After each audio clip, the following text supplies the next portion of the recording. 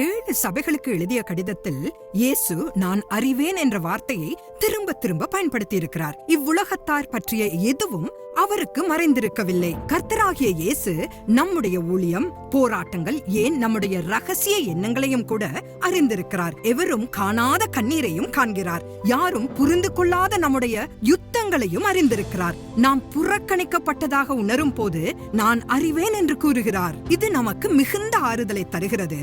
ஆனால் தன் ஆதி அன்பை விட்ட சபைக்கு இது ஒரு கடுமையான எச்சரிக்கையாகும்.